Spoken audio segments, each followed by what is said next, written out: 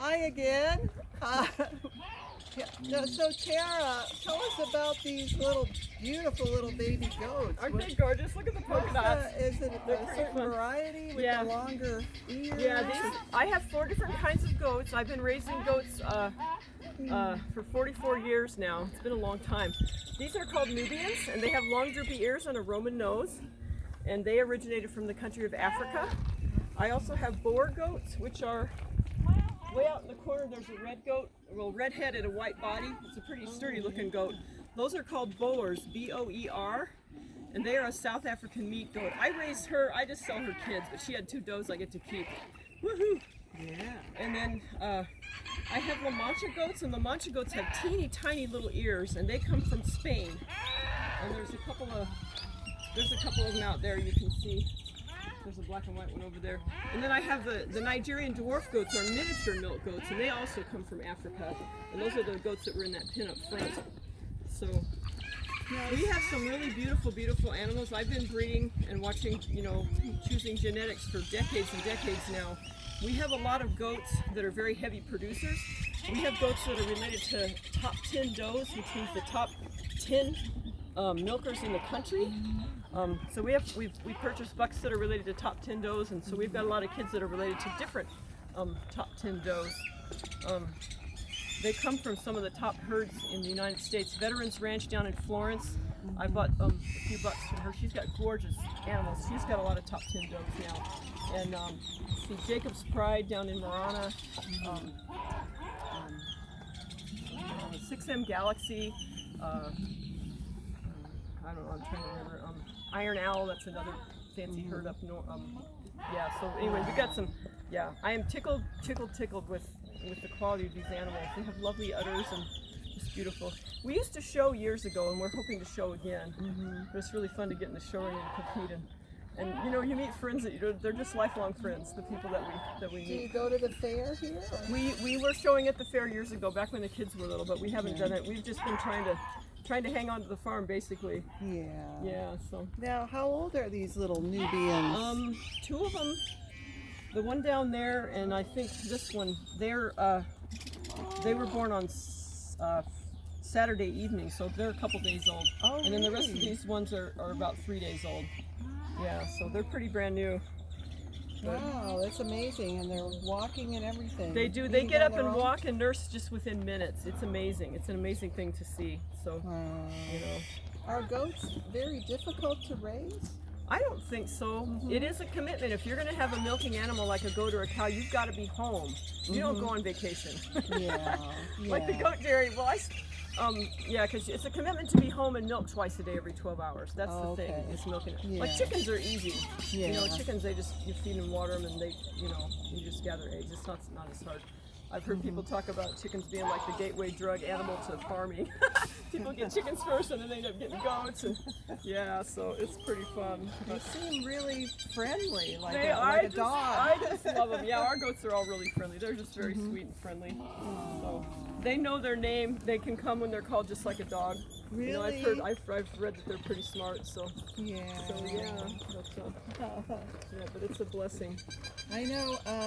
I'm from the Bay Area in Oakland, and there's someone that used to be a forest ranger, and he adopted like a 200 herd of goats. Wow. And he goes all over and has them eat down the grass for people. There's people that have whole businesses doing that. That's a really good way to use the males, the castrated males, the wethers, because they're not producing milk and they're not growing babies inside. So that's a really good way. There's really not enough nutrition in that type of eating for these productive, these heavy milking producing does, and when they're heavy pregnant and that sort of thing. But yeah, that's definitely a fun goat business that people do. I think it's a great idea.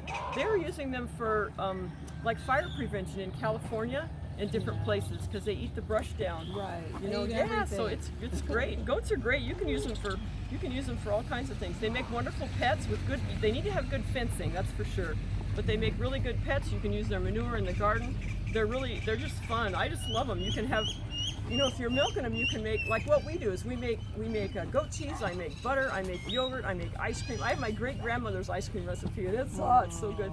There's nothing better than a bowl of homemade vanilla ice cream with peaches off the tree, the kind that when you bite they just drip down your face. We put those in the ice cream. It's like, oh, I grew up eating that kind of stuff, and so do my kids. It's just awesome. You just can't buy that kind of stuff at the grocery store. No. It's pretty good stuff. No. So yeah. Really? Yeah, Do but you some sell people. goat cheese sometimes, or no? Well, I'm not licensed to sell goat cheese. Oh, you need so a license. That's right. Okay. Yeah. That would be my dream, to have a goat dairy and be licensed and do that. But maybe someday we'll see. Maybe if my bakery does really well, we'll see if we can be.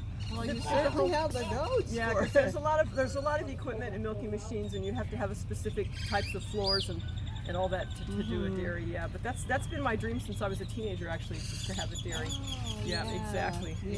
So yeah. Now, what is the lifespan of a goat? Well, I don't even know. I have some friends that had some goats that were 17 years old. My oldest goat is 14, and her name is Red. She's resting back there in the shade back there, but she's a 14-year-old La Mancha. But some of these girls are like 11 or 12 years old. You know, some of my old La Manchas are getting up there in age. My Nubians, some of them are like 9 or 10, but when you're breeding animals, what you're wanting, whether you're breeding cows or horses or goats, you want to be breeding structurally sound animals that are going to be productive for a long time. Like if you have goats that have bad legs and they're not going to be able to feed. Yeah. They're not going to make it for years and years and years, you know. So, but we've got some quality animals here. I'm just, like I said, I'm really, it's just. I just feel really blessed to be able to. What I do is I just keep a few each year. I keep the very best female babies, the little does. Goats, the girls are does, the males are bucks, and the babies are called kids. But I keep the best female babies out of my very best does. That's what I keep, and then I sell the rest. But people buy them for pets, and they buy them for milk goats, and some people have bought some wethers to help, you know, keep the grass down. This one lady, she bought a couple goats for me. They had an acre. She bought some goats for me, and she was paying, I think she was paying a couple $100 a month for the people to come out and mow her yard. And then she put the goats out there, and she's saving all that money. So her husband's happy about that. Yeah, that was great. That was really funny. So do they continue to produce milk for quite a long time then? Yeah, they do. We usually breed them once a year, and then we milk them for 10 months, and they get a drying off period that's a rest for 2 months before their babies are due. So, and they usually milk for about 10 months. So we breed them once a year, milk them for 10 months. We breed them again 5 months before we're going to dry them off, because the gestation is 5 months. So probably people that have trouble drinking cow's milk might be able to drink goat's That's milk. very true. People that can't tolerate cow's milk, a lot of times they can tolerate goat's milk.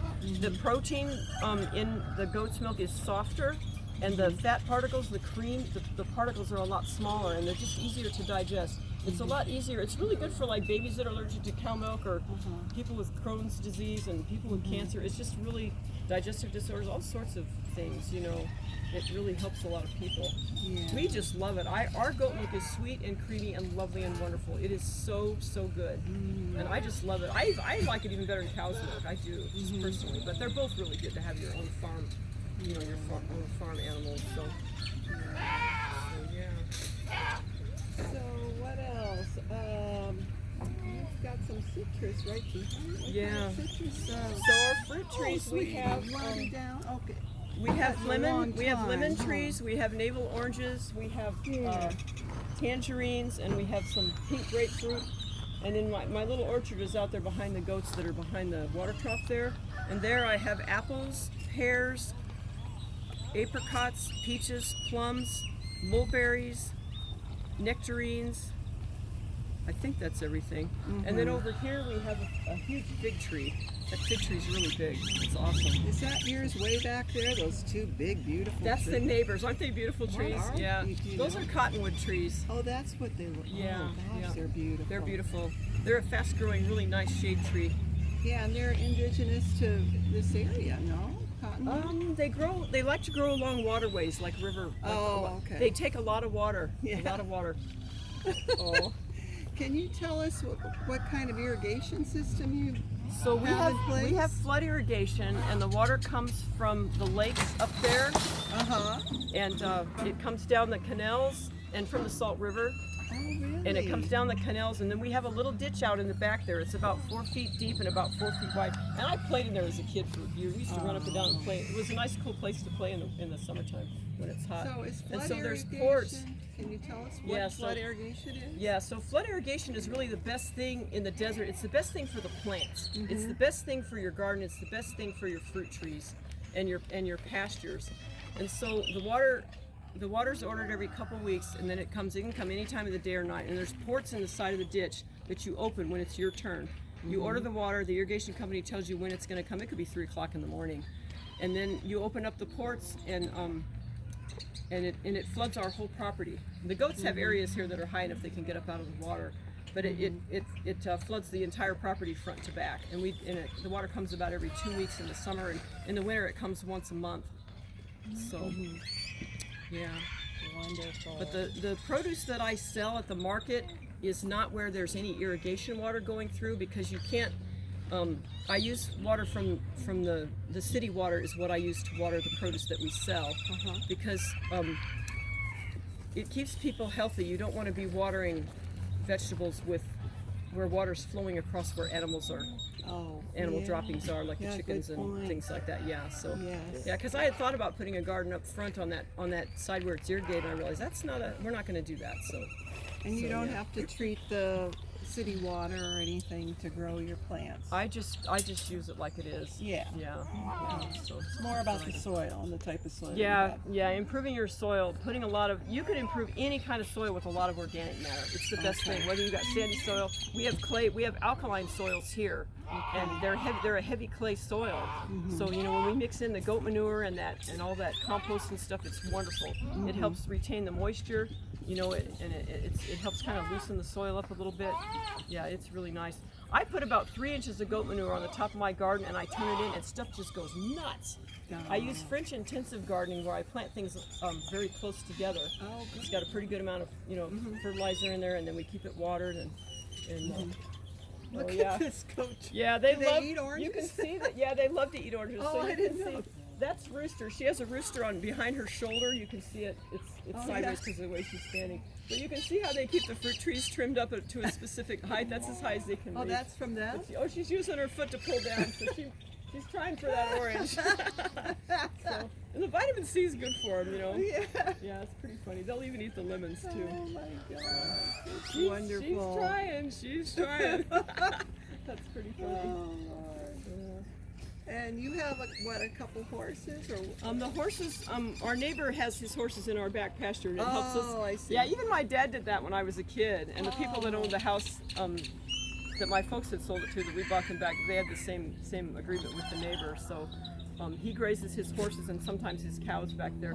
But it's doing us a favor, because if there were not animals grazing, I'm not kidding you, it's 10 feet deep in sunflowers and weeds, like the whole thing. And so it keeps it mowed nice and neat, And you can see like where the goats graze, that it's nice and neat over there too. Our goats are on an organic pasture year round, and then we supplement them with alfalfa, and we use alfalfa pellets for the goats instead of hay. Goats, people think goats eat everything. Goats are actually quite picky about what they eat, and they when you give them hay, they lick all the leaves off the stalks of the hay and leave all the stalks, which is half of your hay.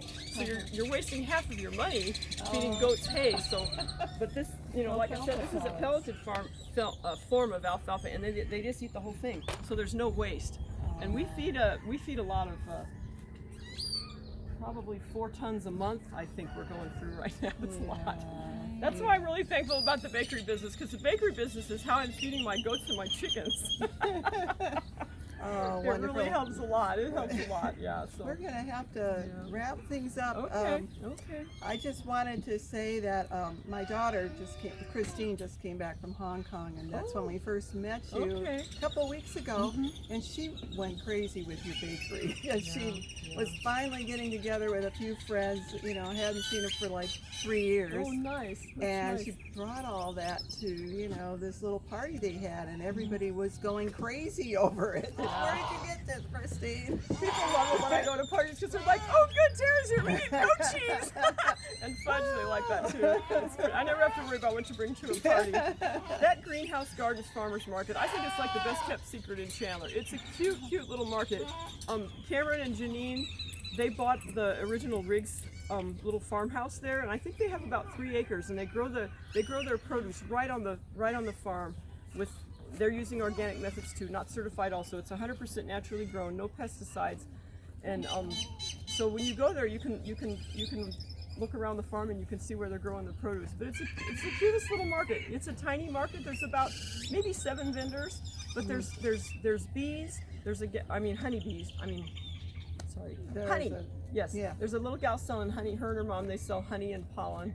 And I have the bakery and my fresh eggs. And then they've got, me and Cameron have their produce. And they're also partnering with La Campagna Farms, which is just right down the road. And that way they have a wider variety of produce with the 2 farms doing the produce there. And they have an honor system. They have a refrigerator. Yeah, and we do that too. We have an honor system here too. Yeah, they have an honor system where there. You can lock up, put the money in, and right, take what you want and out buy of the your produce refrigerator. that way. They also have a CSA where you can order and you can pick up a box in the middle of the week on Wednesdays. You have to pre-order. They have like an email list for that. There's also there's a beekeeper there that sells candles. There's a lady there that makes masks and sells them. There's also a lady who makes amazing goat milk soap, and she's using milk from our goats in her soap. It's wonderful soap. It's nice. It doesn't dry your skin out. I just love it. But she makes like lip balms and little bath bombs and like lotion and stuff like that. I'm trying to remember if that's everybody. Oh, there's a gentleman selling fresh roasted coffee, and I hear it's really good. I'm not a coffee drinker, but I hear the coffee's really good. We got something from everybody. We got the good, coffee. good. We got the soap. I'm using the soap's incredibly moisturizing. The coffee was amazing. Not Starbucks. I mean, I like Starbucks too, but this has its own unique flavor, and it's excellent. It is. It does have different flavors. So come check it out. The Greenhouse Gardens Farmers Market every Saturday from 9 to 12. They're on Chandler Heights Road on the south side, and they're in between Gilbert and Cooper. So it's not very far from Sun Lakes to get over.